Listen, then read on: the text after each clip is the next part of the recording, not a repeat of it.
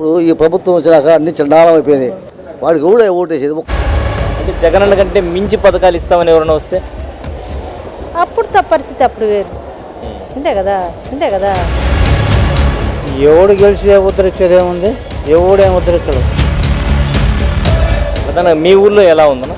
మా ఊర్లో వైఎస్సీపీ ఏదైనా మన 10 రూపాయలు ఇచ్చి మనం టీ తాగాల్సింది, లేదా మన డబ్బులు పెట్టి మనం కొనుక్కోవాలి.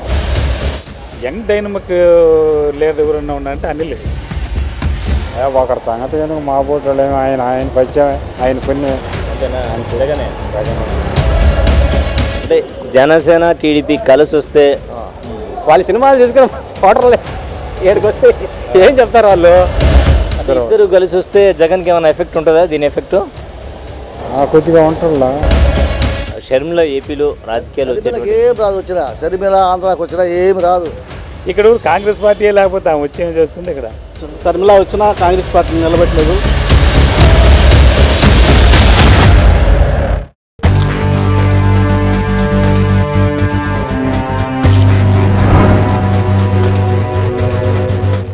ఇక్కడ కొంతమందిని పలకరిద్దాం. ఇప్పుడు ఉండేటువంటి రాజకీయ పరిస్థితులు ఏ విధంగా ఉన్నాయి? రానున్న ఎన్నికల్లో ఒకవేళ షర్మిల గారు కూడా ఏపీలో కాంగ్రెస్ తరపు నుంచి ప్రచారాన్ని ప్రారంభిస్తే పరిస్థితులు ఏ విధంగా ఉంటాయి అనేటువంటి విషయం గురించి మాట్లాడేందుకు మనతో పెద్దాన్ని సిద్ధంగా ఉన్నారు. వారితో మాట్లాడదాం. మీ పేరు? నాగేశ్వరరావు. ఇప్పటికి మీరు ఎన్నిసార్లు ఓటేసి ఉంటారు? బోల్డ్ సార్ 70 సంవత్సరాలు. నాకు 74 వయసు. 10 సార్లు ఓటేస్తున్నాడు కదా. సాధారణంగా ఇప్పుడున్న పరిస్థితులు రాజకీయాలు బాగా చూశారు కాబట్టి ఎలా ఉన్నాయి? ఇప్పుడు ఈ ప్రభుత్వం వచ్చినాక అన్ని చండాలం అయిపోయినాయి. వాడికి కూడా ఓటేసేది. ఒక్కసారి ఛాన్స్ ఇచ్చాడు, అందరూ వేశారు. వాడి ప్రభుత్వం పడిపోయింది, వేస్ట్, అనవసరమైన వాడి గురించి మాట్లాడతాం. సంక్షేమ పథకాలు తీసుకుంటున్నాం కాబట్టి జగనన్నకే వేస్తాం ఓట్లు. అంతే కదా. అంటే జగనన్న కంటే మించి పథకాలు ఇస్తామని ఎవరైనా వస్తే అప్పుడు పరిస్థితి అప్పుడు వేరు. అంతే కదా. జగనన్న మళ్ళీ రావాలని కోరుకుంటున్నాం. ఏమేమి పథకాలు అందుతున్నాయి మీకు? అన్నీ అందుతున్నాయి. ఎవడు గెలిచి ఉద్ధరించేది ఏముంది? ఎవడేం ఉద్ధరించడు. వాటి గురించి అసలు పట్టించుకోకూడదు. అనవసరం మన టైం వేస్ట్ చేసుకోవడం అంతే. ఏ నాయకుడైనా కానీ వాళ్ళ ప్రప్రథమంగా ఏమి ఉండాలా? నీతి నిజాయితీ ఉండాలా. అది లేకపోతే ఏ రాజకీయమైనా వేస్ట్. జనాలు ఆశ పెట్టుకోవడం కూడా అంతకంటే ఇంకా మూర్ఖత్వం అసలు లేదు. మన పనులు పోకొని వాళ్ళ చుట్టూ తిరగడము, వాళ్ళ మీద పడి కేకలు వేయడం ఎందుకు? ఇదంతా అనవసరంగా. ఏదో ఎవడి పని వాడు చేసుకుంటూ పోతుంటే సరే, అది వాళ్ళ పని, అది వాళ్ళది, మన పని మంది అంతే. ఒకరి గురించి మనం వాడు వచ్చి చేసేదేం లేదు, ఇతను వచ్చి చేసేదే లేదు, ఇంకొకరు వచ్చి చేసేదేం లేదు. ఇప్పుడు ఏంటంటే పేదలకు అందుతుంది. ఇప్పుడు ఆయన అప్పు చేస్తున్నాడు లేక ఎక్కడ చేస్తున్నాడు అనేది కాదు ముఖ్యం. పేదవాళ్ళకి సంక్షేమ పథకాలు అందుతున్నాయి. దాన్ని బట్టి జనం మాట ఏంటంటే బాగా చేస్తున్నాడు అనేది ఉంది. మీ ఊర్లో ఎలా ఉందన్న? మా ఊర్లో వైఎస్సీపీ బాగా. మాది ఉదయగిరి అవతల బస్ స్టాండ్ పల్లి. అంటే పోటీ పడి సంక్షేమ పథకాలు ఇస్తున్నారు కదా, మేము ఇస్తామని. రేపు ఇంకా మరిన్ని పథకాలు కూడా వచ్చేటువంటి అవకాశం ఉంది వీటితో పాటు. సో సంక్షేమ పథకాలు అసలు ప్రజలకు కావాలంటారా వద్దంటారా? సోమరిపోతులు చేస్తున్నట్టు కదా సార్, పని చేయనీయకుండా. ఇప్పుడు పని చేయనీయకుండా సోమరిపోతులను చేస్తున్నట్టే కదా. ఒక వర్క్ ఇచ్చి ఏదైనా వర్క్ చేయించుకొని సాయంత్రం కల్లా 400-500 డబ్బులు ఇస్తే అది కరెక్ట్. కానీ నేను ఊరికే డబ్బులు ఇస్తాను, నీకు చదువుకోవడానికి డబ్బులు ఇస్తాను, తర్వాత ఏదైనా గ్యాస్ సిలిండర్కి ఫ్రీగా ఇస్తాను, అన్నీ ఫ్రీగా ఇస్తూ ఉంటే అది కరెక్ట్ కాదు కదా సార్. ఎక్కడి నుంచి తెస్తారు డబ్బులు? సరే, ఈసారి ప్రభుత్వం వస్తే ఎలాంటి ప్రభుత్వం వస్తే బాగుంటుంది? ఎలాంటి హామీలతో వస్తే బాగుంటుంది? ఏం చేస్తే బాగుంటుంది? ఏదైనా వర్క్ ఉపాధి కల్పిస్తే బాగుంటుంది. ఉపాధి కల్పించాలి. మొన్న వర్షాలు పడినాయి, నెల్లూరు అంతా రోడ్లు ఎట్లా ఉన్నాయి చూడండి సార్, వరస్ట్గా ఉంది. కొంచెం ఇలాంటివి ఏమన్నా రోడ్లు అవి ఇవి బాగు చేయించి అలాంటివి చేస్తూ కొంచెం బాగుంటే చాలా చక్కగా ఉంటుంది నా అభిప్రాయం. ఏ గవర్నమెంట్ అయినా అలా ఉంటేనే బాగుంటుంది. అంతేగాని ఇప్పుడు వాళ్ళేం మనకు చేసింది లేదు, వీళ్ళు మనకు చేసేది లేదు. ఏదైనా మన 10 రూపాయలు ఇచ్చి మనం టీ తాగాల్సిందే, లేదా మన డబ్బులు పెట్టి మనం కొనుక్కోవాల్సిందే. అంటే జనసేన టీడీపీ కలిసి వస్తే ఎలా ఉంటుంది? ఇప్పుడు కలిసి రెండు కలిసి కాబట్టి కొన్ని చోట్ల వాళ్ళకి సీట్లు ఇస్తారు, కొన్ని చోట్ల వీళ్ళు సీట్లు ఇస్తారు, అన్నీ కలిస్తే ఇక్కడ జగన్ గారు అట్లా ఫ్లాప్ అయిపోతాడు. ఎక్కడ అంటే సంక్షేమ పథకాలు ఇస్తున్నాడు కదా, ఇవేమన్నా దానివల్ల ఉపయోగం? సంక్షేమ పథకాలు ఇలా 18,700 ఇచ్చి వాడ మనిషికి అవి నేరుగా 2 చీరలు కొనుక్కొచ్చింది. ముసలికి 2700 ఇచ్చావు, ఎందుకు వస్తాయి? ఇలా ముందు రేటు పెంచావు. 100 రూపాయలు క్వార్టర్ ఎంత అయింది? 270 ఇచ్చావు సంక్షేమ వర్గాలు.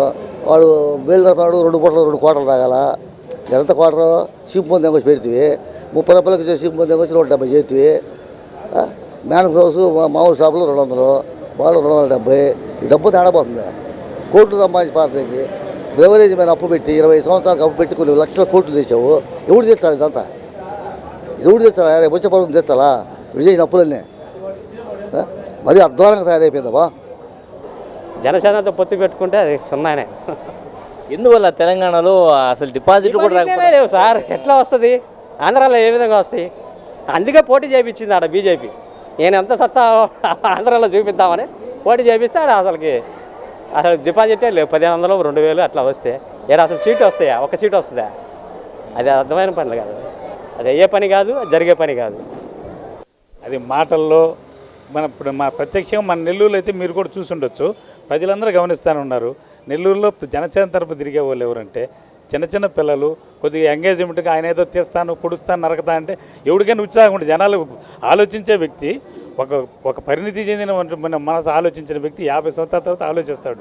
వాళ్ళకి ఇవన్నీ చాలా అసభ్యంగాను, చాలా వల్గర్గాను వాళ్ళు చేసే బిహేవియర్, నలుగురికి ఎక్కి బైక్ పోవడం, నేను జనసేన అని చెప్పుకోవడం, దానికి స్టిక్కర్ జనసేనదే ఉంటుంది. నలుగురు పిల్లకాయలు ఎక్కిపోయేదానికి జనసేన ఉంటుంది. సెల్ ఫోన్ కొట్టి మాట్లాడుతుంటాడు, దానికి ఆ బండికి స్టిక్కరు జనసేనదే ఉంటుంది. వాళ్ళు ఎంతసేపటి కంటే వాళ్ళకి కావాల్సింది ఏంటంటే అనేది కావాలి. బ్లడ్ యువక రక్తం అని. రేపు పొద్దున్న ఎలక్షన్ దాకా వస్తారనో, లేకపోతే ఎలక్షన్కి వచ్చిన తర్వాత వాళ్ళందరూ కూడా వచ్చి ఫాలో చేసి ఏదో కొంత క్రియేట్ చేయాలన్న, ఒక అట్మాస్ఫియర్ క్రియేట్ చేయాలన్నా ఇంట్లో పెద్దలు ఒప్పుకోరు. పెద్దలకి తిరిగినంత వరకు, పెద్దవాళ్ళకి తల్లిదండ్రులకు తిరిగినంత వరకే వాళ్ళు బజార్లో తిరగడం కానీ చేస్తారే తప్పగా, పెద్దవాళ్ళకి తీసిన తర్వాత వాళ్ళు సైలెంట్ అయిపోతారని పూర్తి నమ్మకం ఉంది నాకు. వాళ్ళు టౌన్ ఇద్దరు అభ్యర్థుల్లో బలమైన అభ్యర్థి అంటే నేను ఇంక చెప్తే ఏదంటే నా తాహత మించి చెప్పినట్టు అవుతుందేమో. వాస్తవంగా నేను ఒక పార్టీలో ఉండని నాయకుడిగా పనిచేస్తుంది, ఏదైనా అనుభవం ఒక ఇదిగా ఉంటుంది. యంగ్ డైనమిక్ లీడర్ ఎవరన్నా ఉన్నారంటే అనిల్, దానిలో ఏం డౌట్ కూడా ఏం లేదు.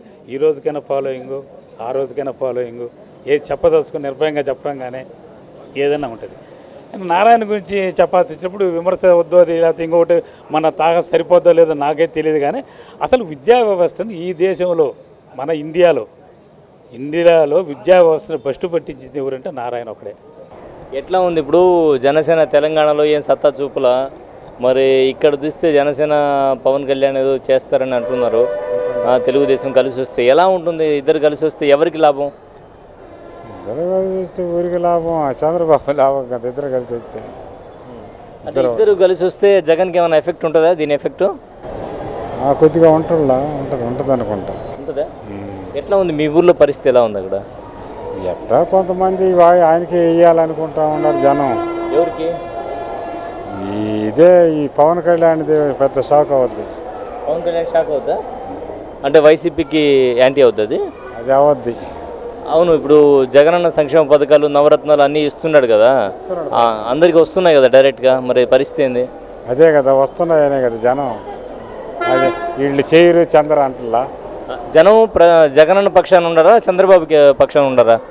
ఒకరి సంగతి ఎందుకు, మా బోటు వాళ్ళేమో ఆయన పరిచయమే, ఆయన పుణ్యమే. అంతేనా? అంతే. జగనే. Okay okay. అంటే తెలుగుదేశం పార్టీ జనసేన కలిసి వస్తున్నారు అని చెప్తున్నారు కదా, ఏమన్నా? జనసేన అంటే ఆయన 10 ఏళ్ళ నుంచి పార్టీ పెట్టి ఆయన ఆ పార్టీ కిందనే ఉన్నాడు, కానీ పైకి వచ్చింది ఏం లేదుగా. ఏం పెట్టాడు, ఏం చేశాడు చెప్పు? 10 ఏళ్ళ నుంచి పార్టీ పెట్టాడు, నేను పలానా చేస్తానని చెప్తే ప్రజలు నమ్ముతారు. ఆ తెలంగాణలో పోటీ చేస్తే ఆంధ్రాలో డిపాజిట్లే లేవు. ఎందువల్ల అంటారు తెలంగాణలో పోటీ చేస్తే డిపాజిట్ లేని కారణం? ఇల్లు అట్లాగా ఉంటారు సార్, అది వాళ్ళ పరిస్థితులు అట్లాగా ఉంటాయి. ఎప్పుడైనా రాజకీయం చేసిన వాళ్ళు అయితే వాళ్ళకి తెలుస్తుంది పరిస్థితి. నీకేం కావాలి, నాకేం కావాలనేది తెలుస్తుంది. వాళ్ళు సినిమాలు తీసుకుని ఓటర్లు ఏడుకొస్తే ఏం చెప్తారు వాళ్ళు? కాకపోతే 10 మంది సహాయం చేస్తారు, డబ్బులు ఉన్నాయి కాబట్టి.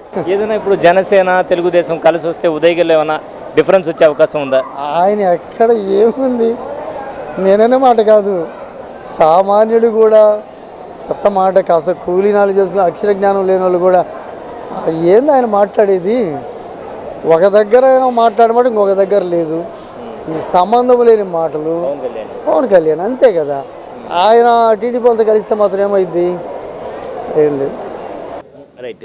షర్మిల ఏపీలో రాజకీయాలు షర్మిలకి ఏం రాదు వచ్చినా, షర్మిల ఆంధ్రాకి వచ్చినా ఏమి రాదు. మొన్న తెలంగాణలో అటు ఇటు చేసింది, తెలంగాణ గెలుస్తుంది, మళ్ళీ ఓట్లు వేసుకోవాలి నిలబడలా, వాళ్ళకి బీఆర్ఎస్ సపోర్ట్ ఇచ్చింది. ఏడకి వచ్చినా అంతే, దానికి ఒక్క ఓటు పడదు, ఎవడు వేసేవాడు లేడు. షర్మిలాని నమ్మే పొజిషన్ అయితే లేదు. ఫస్ట్ పాయింట్, కాంగ్రెస్ అనేది ఏపీలో అంత ఇది కాదు. కాంగ్రెస్లో అసలు లీడర్సే లేరు, మెయిన్ లీడర్సే లేరు. తెలంగాణలో రేవంత్ రెడ్డి గత 5 సంవత్సరాలుగా టీసీసీ ప్రెసిడెంట్గా ఇట్లా ఉన్నాడు కాబట్టి అతనికి అవకాశం దక్కింది. ఆంధ్రాలో కాంగ్రెస్ని గురించి పట్టించుకునే వాళ్ళే లేరు. ఒకవేళ షర్మిల కాంగ్రెస్ తరఫున ప్రచారం చేస్తున్నది నా మాత్రం కూడా ఊహకందని విషయం. అది ఖచ్చితంగా చేయదు, అది 100% గ్యారంటీ అష్యూరెన్స్ ఇస్తారు, ప్రతి ఒక్కరికి తెలుసు. రెండోది, ఆమె వచ్చి కాంగ్రెస్ పార్టీ తరఫున చేసినా ఇక్కడ కాంగ్రెస్ పార్టీ లేకపోతే ఆమె వచ్చి ఏం చేస్తుంది? ఇక్కడ ఏం చేయలేదు కదా. అక్కడ ఉన్న కాంగ్రెస్ పార్టీలు బలంగా ఉన్న తెలంగాణలో కూడా ఆమె కాంగ్రెస్ పార్టీని తరఫున చేయకుండా ఆమె వైఎస్ఆర్టీపీ పెట్టి ఏమి చేయలేకపోయింది. ఇక్కడ కాంగ్రెస్ పార్టీలో వచ్చి ఏం చేస్తుంది? ఆమె ఏం చేయలేదు. అది నన్ను అసలు టాపికే కాదు అది. ఏ రాజకీయ నాయకులైనా కూడా కాలానుగుణంగా వచ్చి నిలదొక్కకుండా ఇక్కడ ఇప్పుడు ఆమె ఆల్రెడీగా తెలంగాణలో ప్రచారం చేసి నేను పార్టీ పెట్టి అక్కడి నుంచి కంటిన్యూ కావాలని చూస్తుంది. అక్కడ రాజకీయ పరిస్థితులు బలంగా ఉన్న పార్టీలతో ఎదుర్కోలేక మళ్ళీ తిరిగి వెనక్కి వచ్చింది. నాకు తెలిసి కాంగ్రెస్ పార్టీ అనేది ఇంకా 10 ఏళ్ళు కాదు 15 ఏళ్ళైనా మర్చిపోరు జనాలు. అది కంటిన్యూషన్లో ఇప్పుడు చాలా ఇబ్బంది పడుతున్నారు మన ఆంధ్ర విడిపోయిన తర్వాత. షర్మిల వచ్చినా కాంగ్రెస్ పార్టీని నిలబెట్టలేదు. చూశారు కదా, ప్రజలైతే భిన్నాభిప్రాయాలు వ్యక్తం చేస్తున్నారు, తమ ఆవేదనని తమ బాధని తెలియజేస్తూ ఉన్నారు. కొంతమంది అయితే జగనన్న సంక్షేమ పథకాలు బాగున్నాయని చెప్తున్నారు, కొంతమంది మార్పు కోరుతున్నారు. ఏదేమైనా ఇదంతా కూడా ప్రజాభిప్రాయ సేకరణ మాత్రమే. ఏ ఒక్క పార్టీని కానీ ఏ ఒక్క వ్యక్తిని కానీ కించపరచడం కానీ లేదంటే ఏ ఒక్క పార్టీ పక్షం వహించడం కానీ సాస్టివి చేయడం లేదు. కేవలం ప్రజలు ఏదైతే అభిప్రాయాలు తెలియజేస్తున్నారో, అంటే రానున్న ఎన్నికల నేపథ్యంలో ఈ అభిప్రాయ సేకరణ కూడా చాలా మంచిది.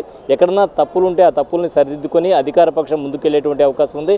అలాగే ప్రతిపక్షం ఏదైతే ఉందో ప్రజల నాడి తెలుసుకొని ఆ విధంగా మేనిఫెస్టోను రూపొందించేటువంటి అవకాశం కూడా ఉంటుంది. కాబట్టి ఈ అన్నీ కూడా పరిగణలోకి తీసుకొని రానున్న ఎన్నికల్లో అంటే ఇటు అధికార పక్షం కానీ అటు ప్రతిపక్షం కానీ ప్రజల్లోకి వెళ్ళేటువంటి అవకాశం ఉంటుంది అనేటువంటి సందర్భంలో మాత్రమే సాస్టివి సేకరించిన ప్రజాభిప్రాయ సేకరణగా దీన్ని భావించండి. ఇది ఇవాళ ప్రత్యేక కార్యక్రమం. మరో ప్రత్యేక కార్యక్రమంలో మళ్ళీ కలుద్దాం. అంతవరకు సబ్స్క్రైబ్ చేసుకోవడం మాత్రం మర్చిపోదు. సాస్ టీవీని కెమెరామ్యాన్ వంశీ కృష్ణారెడ్డితో హుసేన్, సాస్ టీవీ.